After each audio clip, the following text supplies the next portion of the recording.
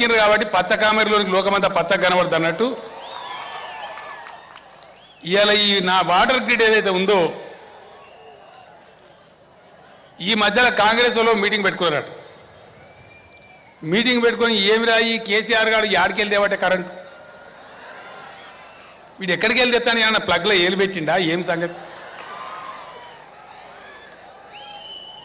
మంచిగా వస్తున్నది అంటే మంచిగా వస్తుంది అన్ని జిల్లాలు వస్తుందా అన్ని జిల్లాలు వస్తుంది ఏం చేసిండు కావచ్చు ఏదో చేసిండు తేవా వాడు ముడిముడా కొడుకు తెచ్చిండో వాడు చెప్పినాడు బాలదాన్ని మరి ఇది చేసినట్టే ఆయనతో నీళ్ళు కూడా వస్తాయా నీ నల్లాలు నీళ్ళు కూడా వస్తాయా వస్తాయంటవా గ్యారెంటీ వస్తాయి ఇక ఓట్లు అడగానే దాన్ని ఎంబడవాడు చేయించారా చేయిస్తారు ఇక మరి మనకెవడెత్తారా ఓటు శంకరగిరి మాన్యాలే మన గతిగా ఆడి గుడిచిపోతాను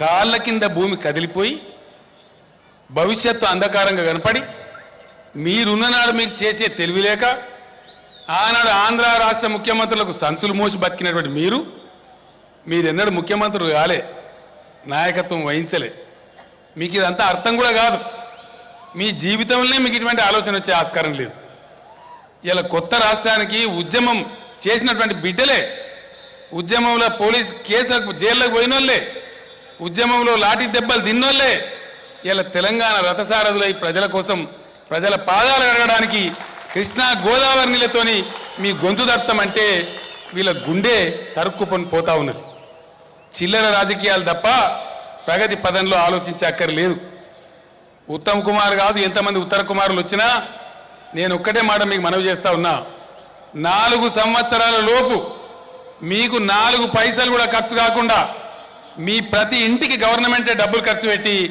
నల్లా తెచ్చి కృష్ణా గోదావరి నీళ్లు తెచ్చి మా తెలంగాణ ఆడబిడ్డల కాళ్ళు కడుగుతామని కూడా నేను మనవి చేస్తా ఉన్నా ఆ పథకాన్ని అందించి తీర్థం ఎవ్వరు ఎన్ని ఆటంకాలు కల్పించినా దాన్ని తీసుకొని ముందుకు పోతాం కేసీఆర్ సంగతి మీకు తెలిసి నేను ఎంత జగమొండినో ఏదైనా ఎత్తుకుంటే ఎంత మొండిగా ఉంటానో అదే ప్రకారం ఈ పథకాన్ని అమలు చేసి తీరుతాం ఇది ఒక అద్భుతమైన పథకం యావత్ ప్రపంచంలోనే ఎక్కడ లేదు భారతదేశంలో ఏ రాష్ట్రంలో లేదు అందుకే ఈరోజు వాళ్ళ గుండెలు అవిసిపోయి అడ్డగోలుగా అవాకులు చెవాకులు మాట్లాడుతూ ఉన్నారు వాళ్ళని ఎక్కడికక్కడ ప్రజానీకం నిలదీయాలని చెప్పి నేను కోరుతా ఉన్నా మీరు చేయలేకపోయినరు మీకు చేత కాలేదు మీరు దద్దమ్మలు ఇలా చేసేవాళ్ళు ముందుకొస్తే అవాకులు ఎందుకు మాట్లాడుతున్నారా సన్నాసులారా అని చెప్పి మీరు మాట్లాడాలి ఇది చాలా పెద్ద పథకం కాంగ్రెస్ వాళ్ళు ఊహిస్తే ఆయన ఎల్లంకెళ్ళ పడిపోతారు వాళ్ళు అంత బరువు ఉంటుంది అంత బాధ ఉంటుంది ఈ స్కీమ్ నేను చెప్తున్న స్కీమ్ రావాలంటే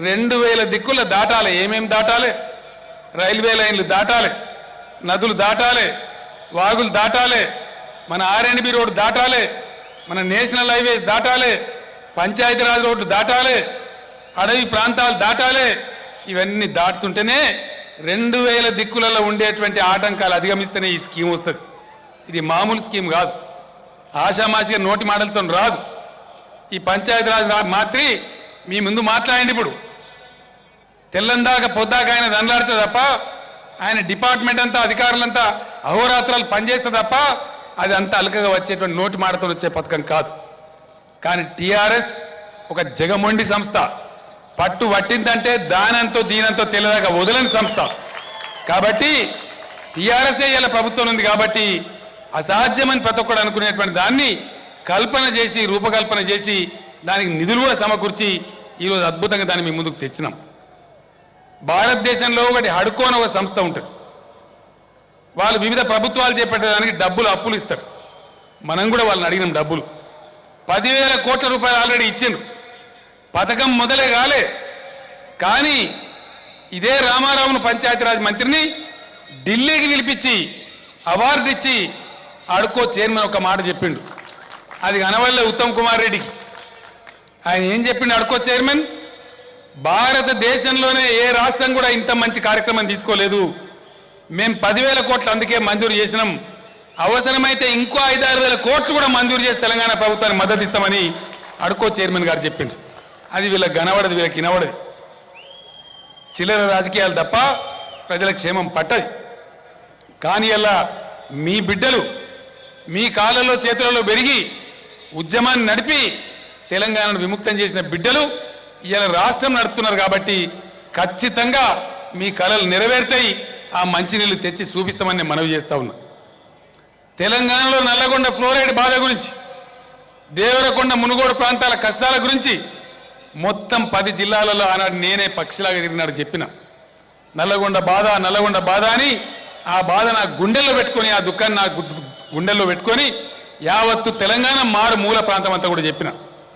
పథకానికి రూపకల్పన చేసినప్పుడు ఈ పైలాన్ ఎక్కడ నిర్మించాలి, ఈ తాగునూరు ఎక్కడ నిర్మించాలి, ఖచ్చితంగా దీన్ని నల్గొండ జిల్లాలో నిర్మించాలి, మునుగోడు అసెంబ్లీ నియోజకవర్గంలో నిర్మించాలని చెప్పి నిర్ణయం చేసి ఈరోజు ఇక్కడ దాని శంకుస్థాపన చేసినాం. ఆ గౌరవం నల్లగొండ జిల్లాకే దక్కిందని చెప్పి ఇలా 70 ఫీట్ల నిలువెత్తున నిలిచిన ఆ స్తూపం నల్లగొండ జిల్లా కీర్తి పతాకాన్ని రెపరెపలాడిస్తుందని ఈ సందర్భంగా నేను మీకు మనవి చేస్తా ఉన్నా. ఉద్యమకారుడు, విప్లవవాది మిత్రుడు జగదీశ్వర్ రెడ్డి 2001 నుంచి ఉద్యమం కంప్లీట్ అయ్యే వరకు, తెలంగాణ రాష్ట్రం సిద్ధించే వరకు నా కుడిభుజంగా ఉన్న వ్యక్తి, నాతో పాటు పోరాటం చేసిన వ్యక్తి, ఉద్యమ సోయిన బిడ్డ కాబట్టి ఇవాళ ఈ 24 గంటలు మీకు కరెంట్ వచ్చే విధంగా అహోరాత్రాలు కష్టపడతా ఉన్నాడు. నేను పడతా ఉన్నా, నాతో పాటు ఆయన పడతా ఉన్నాడు. ఇవాళ కరెంటు తెచ్చుకున్నాం. ఆంధ్ర గుంటనక్క చంద్రబాబు నాయుడు ఆడ ఫీజు బీకేసి మన కరెంట్ రాకుండా చేసి ఇక్కడ ఉన్న ఈ తెలుగుదేశం ఎమ్మెల్యేలను బస్సు యాత్ర చేపిస్తాడు, సిగ్గు కూడా లేకుండా మనకు రావాల్సిన వాటా ఎగబెట్టి. అయినా గుండె ధైర్యంతో దాన్నంతా ఎదుర్కొని ఈరోజు ఖచ్చితంగా పట్టుదల ఉంటే పెద్దలు అన్నారు, ఏమన్నారు ఆనాడు ఉద్యమంలో వచ్చినప్పుడు. ఇప్పుడే నేను జయశంకర్ సార్ ఫోటోకు దండ వేసి మాట్లాడుతున్నా. జయశంకర్ గారు నేను ఇదే ఎన్జీ కాలేజీలో అనేక సభలు మాట్లాడినాం, అనేక సందర్భాల్లో సభలు పెట్టుకున్నాం మనం. ఆ సభలు రాజీనామాలు కూడా ఇన్నే చేసినామా? ఇక్కడనే 16 మంది ఎమ్మెల్యేలు రాజీనామాలు కూడా నల్లగొండల్ని చేసి జయశంకర్ సార్ చేతుల్ని పెట్టడం జరిగింది. ఆ రోజు నేనేం చెప్పినా, తెలంగాణ వస్తే దంచి తీసుకుంటాం నీళ్లు అని చెప్పిన. తీసుకోలే. నాగార్జున సాగర్ 2వ పంటకు ఎడమ కాలువ కింద ఈ మధ్య వచ్చినాయా మన జీవితంలో? నాకన్నా దొడ్డు, నాకన్నా పొడుగున నాయకులు తెచ్చిండ్రా? తేలే. పొట్టిగానే ఉంటాడు, సన్నగానే ఉంటాడు, కానీ జగదీశ్వర్ రెడ్డి తెచ్చిండి ఇలా నీళ్లు. టీఆర్ఎస్ మంత్రులు సన్నగానే ఉంటారు, అందుకే హాస్టల్ విద్యార్థులకు సన్న బియ్యం ఇచ్చిన ఇయ్యాల మేము. దొడ్డుగున్న దొడ్డధరలు ఇయ్యే, దొడ్డుగున్న దొడ్డధరలకు వాళ్ళకి తింటానికి సరిపోలే. కానీ ఇలా రేపు తెలంగాణ భవిష్యత్తు హాస్టల్లో చదువుకుంటున్నారు కాబట్టి వాళ్ళకి ఆ సన్న బియ్యం ఇచ్చినాం. ఖచ్చితంగా వాళ్ళ మెస్ ఛార్జీలు ఇంకా పెంచబోతున్నాం. వాళ్ళకి పెట్టే అన్నం గ్రాములలో పెడతారు. గ్రాములలో నేను చెప్పిన ఏం గ్రాములలో సన్నాసి పెట్టే అన్నం మీద కడుపు నిండా పెట్టాలి, ఎవడన్నా ఒక ముద్ద ఎక్కువ తింటే పెట్టాలి, కానీ ఈ గ్రాములు దిక్కుమాలతనమని చెప్పినాం. రాబోయే 10-15 రోజులనే ఆర్డర్స్ కూడా ఇవ్వబోతున్నామని చెప్పి నేను మనవి చేస్తా ఉన్నా. ఈ ఆలోచన ఏమైనా చేసినరా ఈ నాయకులు? ఎప్పుడైనా చేసినరా? జిందగీలనే చేయలే.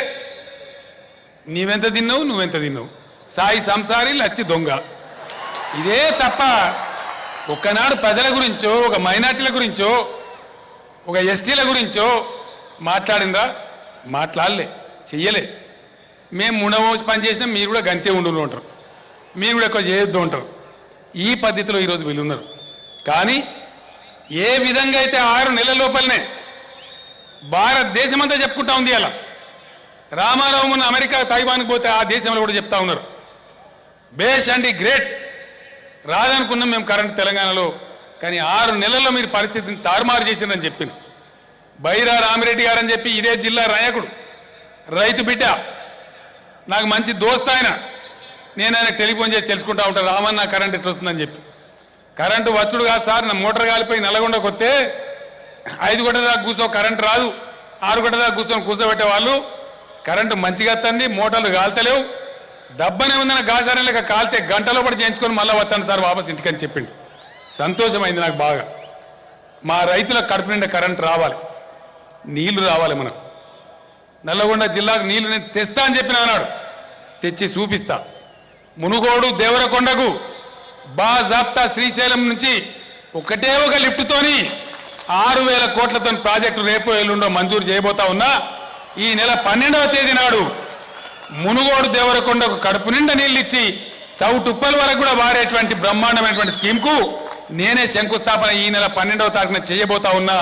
6,000 కోట్లతోని ఆ ప్రాజెక్టును రేపో ఎల్లుండో జీవో విడుదల చేస్తాం, మంజూరు చేస్తాను నేను మనవి చేస్తా ఉన్నా. ఆలేరు, భువనగిరి అలమటించిన నియోజకవర్గాలు, అన్నిటికన్నా నల్గొండలో ఎత్తైన ప్రాంతాలు, తుర్కపల్లి, రాజాపేట, ఇక మా జీవితంలో నీళ్లు రావనుకున్న ప్రాంతాలు. కానీ ఈరోజు నేను చెప్తా ఉన్నా, ఏదైతే ఈరోజు గోదావరి నుంచి కాళేశ్వరం స్కీమ్ తెస్తున్నామో, మునుగోడు, దేవరకొండ, కృష్ణ నుంచి వస్తాయి, శ్రీశైలం నుంచి ఆలేరు, భువనగిరి నియోజకవర్గాలకు దాదాపు 1,50,000 1,50,000 చొప్పున పారడానికి ఏదైతే కొమరెల్లి మల్లన్న ప్రాజెక్టు కడుతున్నామో మెదక్ జిల్లాలో కట్టేదాని నుంచి బ్రహ్మాండంగా గ్రావిడ్తోనే ఆ 2 కాన్స్టిట్యూన్సీలు కూడా నీళ్లు రాబోతా ఉన్నాయి. ఎస్ఎల్బీసీ టన్నల్ అయిపోతా ఉంది. ఇన్ని రోజులు అడిగిన వాళ్ళు లేడు, మాట్లాడిన వాళ్ళు లేడు. టన్నల్ అయిన మరుక్షణం జిల్లాలో ఎగువ ప్రాంతాలుగా ఉన్నటువంటి తుంగతుర్తి, సూర్యాపేట ఏవైతున్నాయో వాటికి కూడా నీళ్లు తీసుకొని పోతాం. ఈ రకంగా జిల్లాలో అన్ని నియోజకవర్గాలలో ఇన్ని రోజులు అలమటించిన ఈ జిల్లాకు రాబోయే 3-4 సంవత్సరాలలో బ్రహ్మాండంగా సాగునీళ్లు కూడా తెచ్చి మీ పాదాలు కడుగుతాం, నల్గొండ ప్రజల పాదాలు కడుగుతాను కూడా నేను మీ ముందు శపథం చేస్తా ఉన్నా. ఇటువంటి అనేక కార్యక్రమాలు, మంచి కార్యక్రమాలు తీసుకొని మనం ముందు పోతా ఉన్నాం. ఇవాళ దురదృష్టం, ఆంధ్రప్రదేశ్లో కూడా అడ్డగోలు రాజకీయాలు నడిపిన నాయకులు, అవినీతితో నడిపిన నాయకులు ఇంకా కూడా మన తెలంగాణ మీద రాజకీయాలు చేయాలనుకుంటూ ఉన్నారు. చంద్రబాబు నాయుడు మాట్లాడతాడు. ఇవాళ ఆంధ్రాలో పోయి మీటింగ్ పెట్టి చంద్రబాబు నాయుడు మాట్లాడతాడు. అన్యాయంగా నన్ను ఏసీబీ కేసులో ఇరికించిన, నువ్వు ఇరికితే ఇరికేసి సన్నాయి, ఇరికితే ఇరికే మనిషివేనా చంద్రబాబు నాయుడు? నువ్వు ఇరికించడం తప్ప నువ్వు ఇరికేటోనివా? కొంపలు పుచ్చుకుంటావు తప్ప నీ కొంప కాల్చుకుంటావా? ఏం మాట్లాడతావు నువ్వు? అన్యాయంగా నీ మీద కేసు పెడతారా? చేయాల్సిందంతా చేసి పక్క రాష్ట్రమోడు వచ్చి ఈడ అధికార పార్టీ ఎమ్మెల్యేలనే కొని ఎమ్మెల్సీ గెలిపిస్తా అంటే మేము చేతులు ముడుచుకొని కూర్చోవన్నట, నోరు అప్పగించి కూర్చోవన్నట. దొంగతనం చేస్తేనే దొంగ అని అనద్దట, పట్టుకోవద్దట. మొత్తం బండారం బయటపడ్డది మీరే చూసిన టీవీలలో. చూసినరా లేదా? మీరు చూసినారు కదా. నిజంగా పట్టవాటిలు దొరికిన దొంగ ఇవాళ పెద్దగా మాట్లాడుతూ ఉన్నాడు. నిన్నిరికిచ్చే కర్మ మాకెందుకు? మాకేమైనా కాల్జీలు గులగుల పెట్టినాయి? మాకేం పని లేకుంటున్నాము? మా తెలంగాణ, మా సమస్యలు, మా పని మేము చేసుకోవడానికి 24 గంటల సమయం కూడా మాకు సరిపోదు. రోజుకు 18-20 గంటలు పనిచేసినా సరిపోయే పరిస్థితుల్లో మేము లేవు. నీ బాధ మాకెందుకు? రామేశ్వరం పోయినా శనేశ్వరం పోలేదన్నట్టు ఆ ఢిల్లీలో ఆనాడు ఇచ్చిన వాళ్ళు, నేను ఆనాడే చెప్పిన, తెలంగాణ ఇచ్చిన మళ్ళీ ఈ దిక్కుమల్ల దంతా మాకు ఎందుకు పెడుతున్నాయని చెప్తే ఆనాడు కాంగ్రెస్ సన్నాసులు ఒప్పుకుంటే ఆ 10 ఏళ్ళు ఇక్కడ ఉమ్మడి రాజధాని ఉండొచ్చు అని పెట్టింది. ఆ చంద్రబాబు నాయుడు ఏం మాట్లాడతాడు? చంద్రబాబు నాయుడు నీకు ఒకటే మాట చెప్తా ఉన్నా, ఆయన ఏమంటాడు? కేసీఆర్ హైదరాబాద్ మీద నీకు ఎంత హక్కు ఉందో నాకు అంతే హక్కు ఉందో అని మాట్లాడతాడు. నీ అబ్బా జాగీరా చంద్రబాబు నాయుడు? హైదరాబాద్ నీ తాతదా? ఇవాళ హైదరాబాద్కు నువ్వు కాదు ముఖ్యమంత్రివి, తెలంగాణ బిడ్డ ముఖ్యమంత్రి. హైదరాబాద్లో నీ ఏసీబీ ఉండదు, హైదరాబాద్ మీద పోలీసులకు జ్యూరిస్డిక్షన్ ఉండేది ఆంధ్రప్రదేశ్ డీజీపీకి ఉంటుంది, నీ డీజీపీకి ఉండదు. నువ్వు దొంగతనం చేసి దొరికిపోయి నగ్నంగా పచ్చిగా పట్టుబడి ఇలా అరిసి పెడబొబ్బ పెట్టి గాయ చేసి ఏదో చేద్దామనుకుంటే ఇక్కడ భయపడే వాళ్ళు ఎవరు లేరు. నీ పెడబొబ్బలు, నీ అరుపులు ఇవాళ మొత్తం గ్రామాల సందు నుంచి మొదలు పెట్టుకుంటే గల్లీ నుంచి ఢిల్లీ దాకా నీ బతికేందో, నీ రాజకీయాలేందో, నీ లుచ్చా పనేందో, నీ లత్కోర్ పనేందో మొత్తం దేశానికి తెలిసిపోయింది. ఇలా తెలంగాణ సమాజం కూడా నువ్వు ఏది పడితే చేస్తా అంటే ఇక్కడ చూడడానికి సిద్ధంగా లేరు. నీకు తెలంగాణ ప్రజానీకమే తగిన శాస్త్రీయ జాగ్రత్త, ఒళ్ళు దగ్గర పెట్టుకొని మాట్లాడని చెప్పి మనవి చేస్తా ఉన్నా.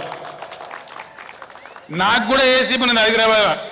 నీకు ఏసీబీ ఉన్నది నిజమే, మరి కేసీఆర్ నీ లెక్క దొంగ కాడు కదా, నీ లెక్క దొంగ రాజకీయాలు రావు కదా, నువ్వు నీ లెక్క తప్పుడు పనులు మేము చెయ్యం కదా.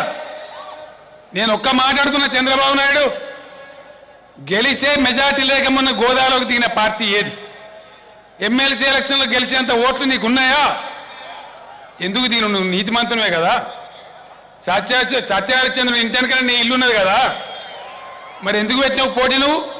అంటే ఇతర పార్టీలలో గుంజుకొని లభంగతనం చేసి డబ్బులు ఇచ్చి ఎమ్మెల్యేలను చెడగొట్టి రాజకీయాలు భ్రష్టు పట్టి చెప్పని నువ్వు చేసినావు. నువ్వు చేసే దుర్మార్గాన్ని స్టీఫెన్స్ అనే మా తెలంగాణ బిడ్డ ఆంగ్లో ఇండియన్ నువ్వు ఆయనకి పైసలు వేయడానికి పంపిస్తే ఆయన మొత్తం ఏసీబీ కంప్లైంట్ ఇచ్చి పట్టించింది నీ ఎమ్మెల్యేను. ఇలా నీ ఎమ్మెల్యే జైల్లో ఉన్నాడు. ఆ సందర్భంలో నీ చరిత్ర బయటకు వస్తా ఉన్నది, నువ్వు ఫోన్లలో మాట్లాడింది బయటకు వస్తా ఉన్నది. నిన్నేదో అమాయకంగా మేము ఇరికిచ్చినామా? కనబడతలేదా ప్రపంచానికి?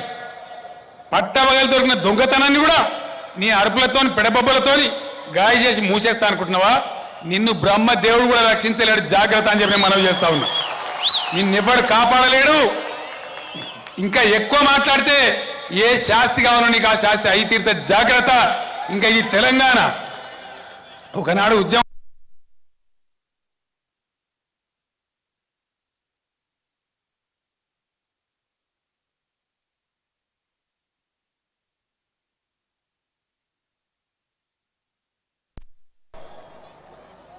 జరిగే చరిత్ర అంతా కూడా మీరు చూస్తూ ఉన్నారు.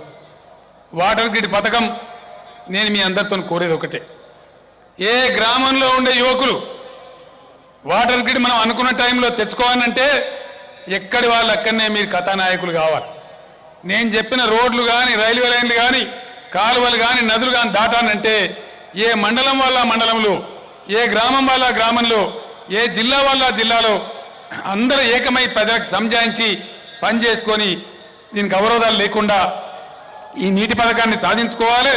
ప్రపంచంలోనే మనం చాలా గొప్ప వాళ్ళమని చెప్పి అనిపించుకోవాలని చెప్పి నేను మనవి చేస్తా ఉన్నా. కరెంటు కోతలు తెలంగాణలో ఉండయి. ఎందుకు? ఆంధ్రలోది కాంగ్రెస్ వాళ్ళది పవర్ కట్ అయింది, పొలిటికల్ పవర్ వాళ్ళది కట్ అయింది, ప్రజలకు పవర్ ఫుల్ వచ్చింది. రేపు కూడా జరగబోయేది అంతే. రేపు ఖచ్చితంగా ఇక నుంచి తెలంగాణలో కరెంటు కోతలు ఉండయి. మీరు బేఫికర్ ఉండండి. ఎన్ని పంటలు పండిస్తారో పండియండి. పారిశ్రామికవేత్తలారా ఎంత ప్రొడక్షన్ చేస్తారో చేయండి. మీకు ఎంత కరెంటు కావడానికి కూడా సప్లై చేయడానికి ప్రభుత్వం సిద్ధంగా ఉంది అని చెప్పి నేను మనవి చేస్తా ఉన్నా. అన్ని అరిష్టాలు తొలిగిపోయినాయి. ఇక కరెంటు కోతలు ఉన్నాయి, బ్రహ్మాండంగా నీళ్లు వస్తాయి, బ్రహ్మాండంగా సాగునీళ్లు వస్తాయి. కాబట్టి అందరం కలిసి పనిచేసుకొని అభివృద్ధి చేసుకుందాం. నల్లగొండ జిల్లాను సస్యశ్యామలం చేసుకుందాం. ఫ్లోరైడ్ రాక్షసిని ఈ జిల్లా నుంచి తరిమేద్దామని మనవి చేస్తూ సభకు ఇంత పెద్ద ఎత్తున వచ్చి విజయవంతం చేసినటువంటి మా అక్కా చెల్లెలకు అన్నదమ్ములకు అందరికీ ధన్యవాదాలు తెలియజేస్తూ నేను సెలవు తీసుకుంటా ఉన్నాను. జై తెలంగాణ. ఏమైనా సప్పవాడరు గట్టిగా జై తెలంగాణ, జై తెలంగాణ.